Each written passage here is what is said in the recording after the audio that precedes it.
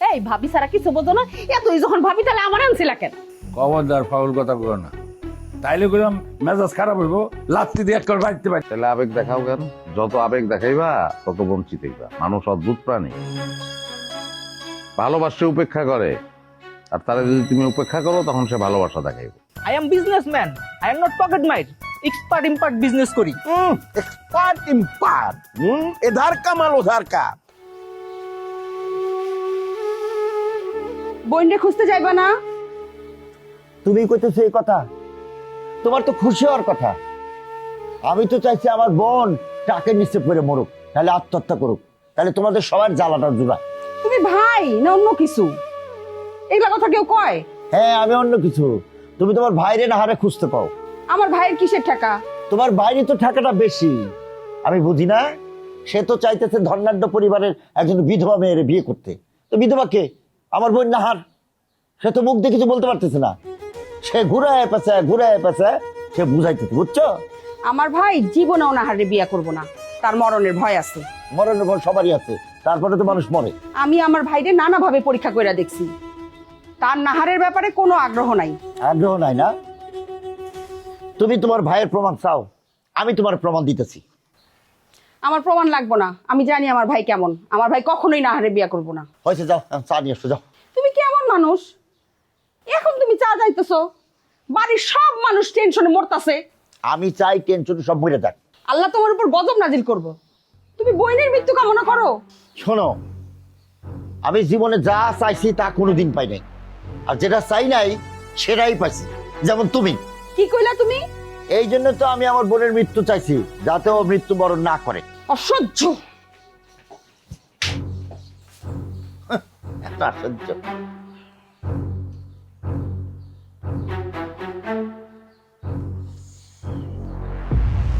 হ্যাঁ হাতেম, ভক্তি করছস?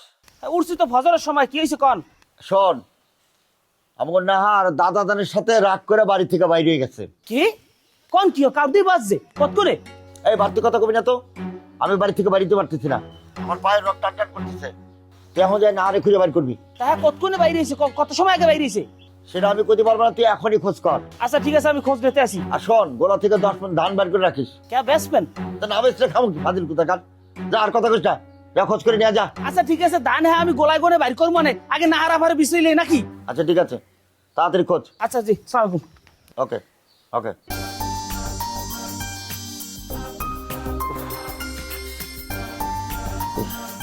পায়ের ব্যথায় পড়ে যাচ্ছি।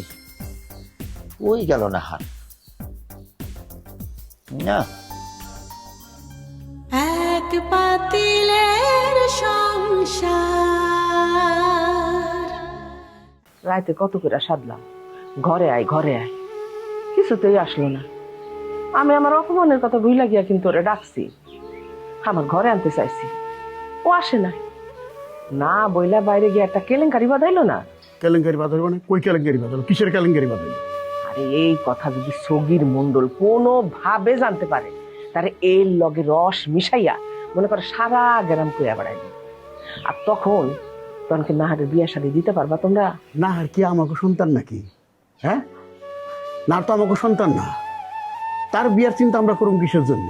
না আরো তুই ইমতাজের মাইয়া, ইমতাজ চিন্তা করুন। কি একটা স্বার্থপরের মতো কথা কইলা তুমি। কমুনাতে কি আমার স্বার্থ কেরা দেখে? আমার মনে হয় কি জানো, ওই যে মঞ্জিল ছেলেটা আছে না, মঞ্জিলের লোকে বিয়ে হইলে ভালো হয়। এটা কথা কইলে এতক্ষণে জাহানারা আক্কেল পছন্দ ব্যক্তি পচা ডুবাই দিছ নাকি? আমি তো কিছু বুঝলাম না। মঞ্জিল ওটা একটা 420 মার্কা পোলা, আর বয়স কত দেখছো? বুঝিয়া হয়ে গেছে। না কইতেছিলাম কি যে বিয়ার কথাবার্তা তো নাহারের কম আসে না, কিন্তু বিয়া তো হয় না।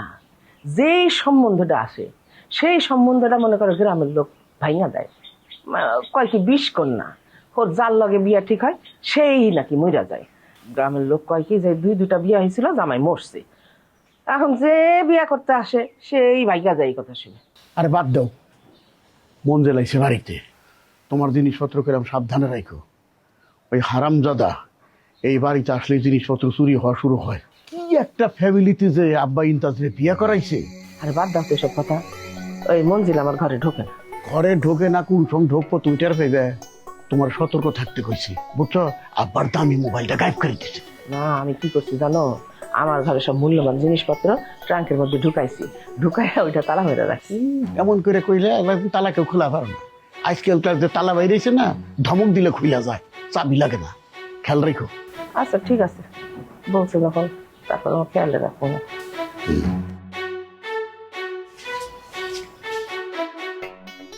হারাম চাচা একটা আইয়া উঠছে কবে না আমি আল্লাহ জানে। আইয়া উঠলে তো এখানে নামানোর নাম নাই, সবসময় আতঙ্কের মধ্যে থাকা লাগে। হ্যাঁ হ্যাঁ, আমার মোবাইলে তো দেখতেছি না।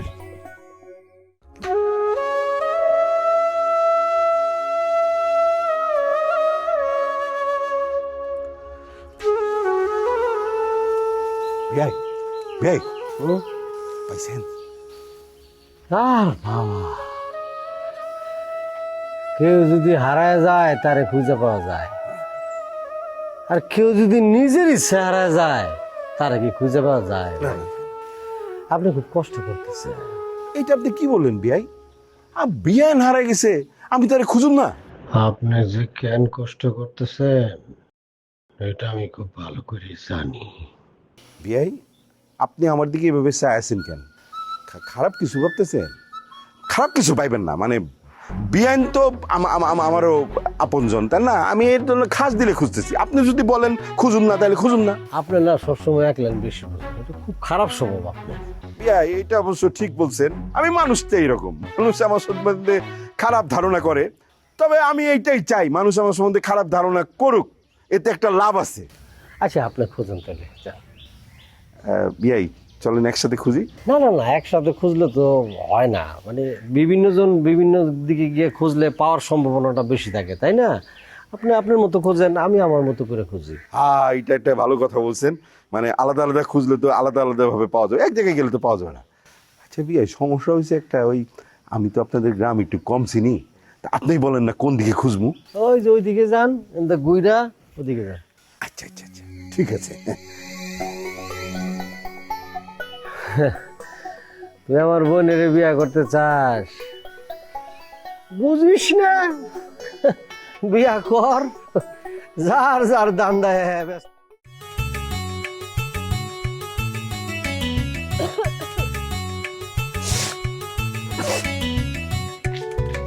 ও চাচা, বিরাট একটা খবর আছে, নাহার ভূত পলাইছে। আরে কস কি? ও কি আবার কইবো, সকালবেলা ঘুমের তুই ঠেই দিয়ে বাড়ির ভিতরে পুরা কেলেঙ্কারি, হুলস্থুল অবস্থা। ও চাচা জানেন না, কেউ খুঁজে পাইতেছে না, আমিও তো ঘুমের তুইটা পুরো অবাক। আর ঘরের দরজা পুরা খোলা, সবাই মিল্লা বাইরে গেছে কেন নাহারপুরে খুঁজতে। আর পাইছি, বিয়া হয় না, শাদি হয় না, বিয়া হইলে জামাই যায় মইরা, আর কত কুলায়। কি কইতাছেন চাচা? কেন, খারাপ কিছু কইলাম? খারাপই তো। আচ্ছা যা, আমার লগে তোর আবার দেখলে খাবারের লোকজন সন্দেহ করবো, যা। হ, সন্ধ্যার আর বাকি রাখছে কিছু? এমনিতেই তো হেইবারের সবাই কয় যে সগীর মন্ডলের কানে খাবারের কথা কেমনে যায়, নিশ্চয়ই কেউ না কেউ খাবারের কথা যায় সগীর মন্ডলের কানে লাগায়। আর এর উপরে তো আমার আবার চোরও বানাইছে। কি? হ, কি আর কমু, জামাল ভাইয়ের ঘরে টাকা চুরি হইছে, হেই টাকার চুরির অপবাদ পুরা ঘুরায় পেছে আমার উপরেই দিছে। ডাইরেক্ট কয় না যে তুই চুরি করছস, কথাটা ঘুরায় পেছে কয় কি তুই কি দেখছস? কোন চাচা কথাটা কারে কইলো?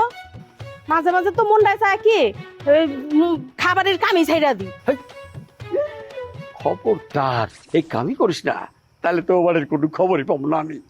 হ, আপনার কথা চিন্তা করি তো খাবারের কামটা ছাড়ি না। ভুলস না। এটি কি বলুন যায়? পেটাছে না চাচা, তারে লাগে তো মানুষের বাড়ির কাম করি। ধর, এত টাকা আপনার কাছে, আমার মতো 200 টাকা দিলেন। হয়েছে যা।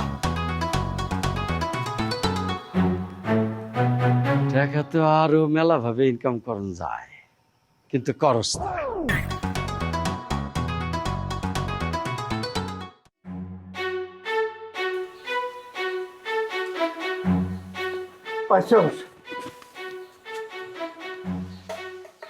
না পাইনি।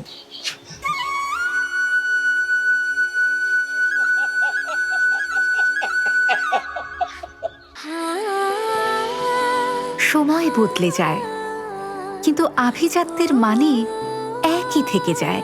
স্মরণের ছোঁয়ায় তোমার উপমায় বদলে দিলে যে আমার। স্যান্ডেলিনা সো, রূপচর্চায় আভিজাত্য।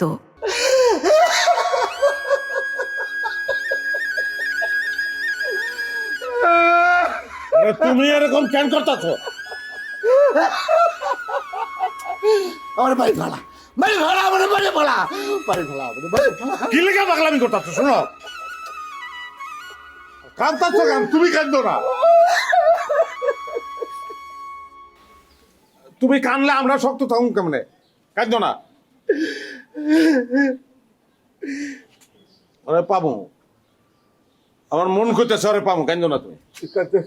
আমি কাঁদি না, তুমি কাঁদতেছ।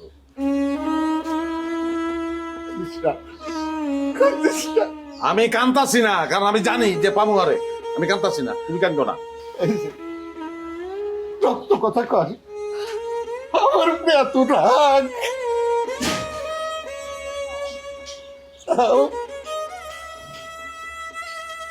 আমার সাথে থাকবি তুই, আমার সাথে থাকবি।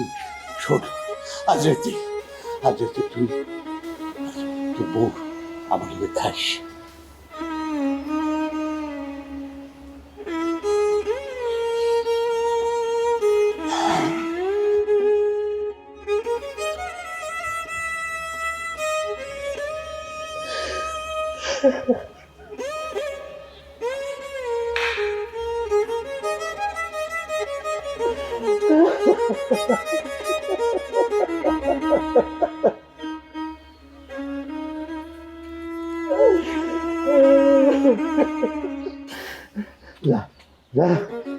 বোর কাছে যা, বোর কাছে যা, যা।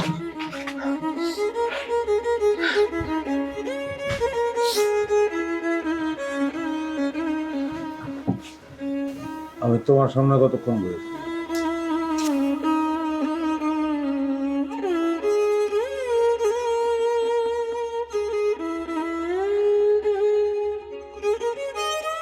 নাহার, নাহার,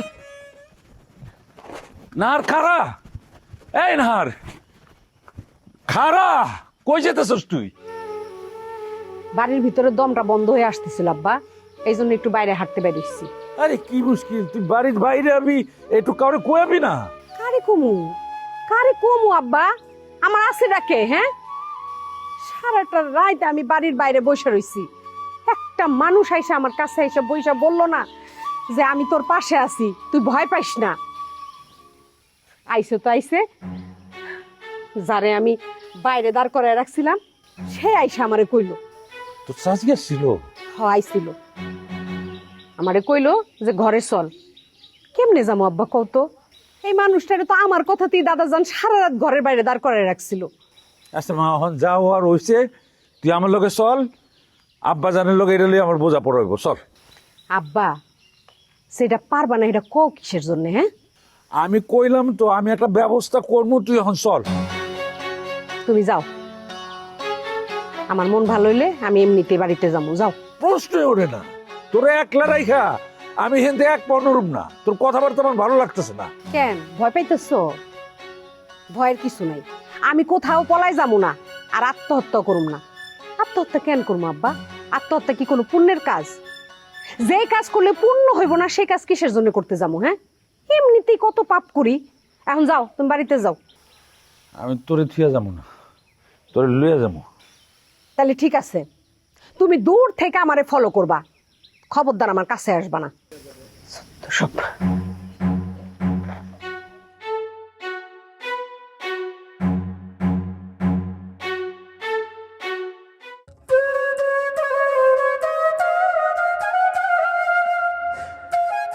এই যে আপনার বইনের বিশ্রা পাইছেন?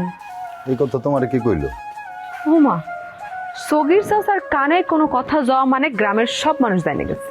সগিরে পাইলে না আমি ওর খুন করে ফেলাম। সগির চাচারে কেন খুন করবেন? আপনাকে বাড়ির থেকে যে সগির চাচার কাছে কথা পাস করে তারে ধরে খুন করেন?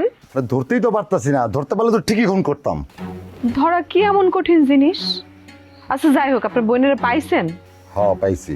তাহলে আমি আপনার হিসাব দেই, আপনাকে বাড়ির মধ্যে 2 জন বাইরের মানুষ বসবাস করে, এক আপনাকে কাজের মাইয়া মাহেলা আর এক হাতেম ভাই। কইলে এই 2 জন আর কেউ কইছে? আরে হাতে মেয়ে কথা কইব না। তাহলে মাহেলা কইছে ওরে ধরেন। ওরা তো ধর্মই, কিন্তু আসলে প্রমাণ ছাড়া না ধরে কোনো লাভ নাই, হয় শিকারই যাবো না, অনেক শয়তান একটা মাইয়া। শুনেন একটা কথা কই, বান্ধনের উপর বান্ধন দিতে হইব, তাইলে দেখবেন সব কথা বড়বড় করে বাইরে হয়ে যাবে।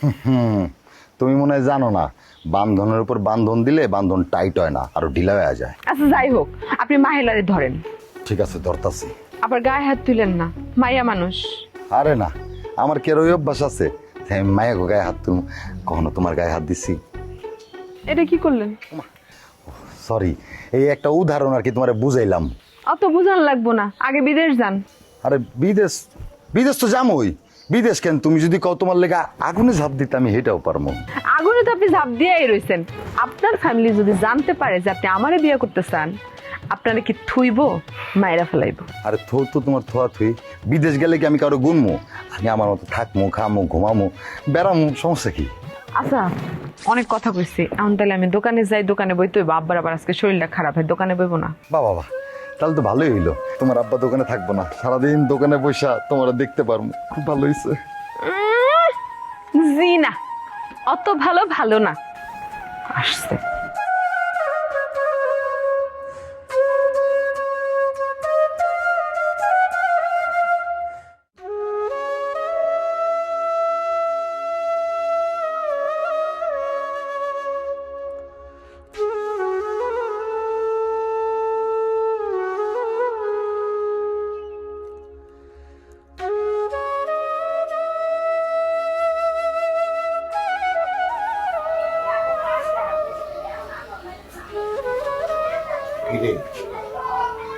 চা দিবি না?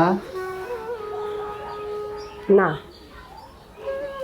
তুমি আমার সারা রাত বাইরে বসে রাখছো। এই জন্য চা দিবি না?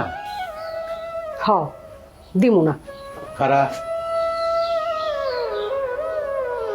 তোর জন্মের পর তোর দাদি তোর জন্ম দেখে খুশি হল। আমার আর কোনো চিন্তা নাই, আমি বোঝা গেলে এই নাতি তোর দেখে রাখবো। ঠিক তাই হয়েছে,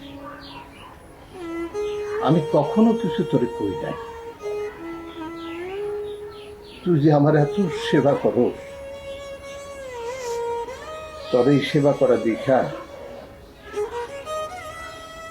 তোর দাদির কথা খুব মনে পড়তেছে।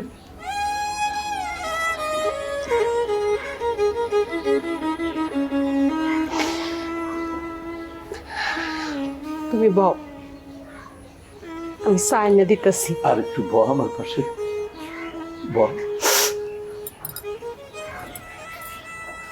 চা নিয়ে এসে বসতেছি।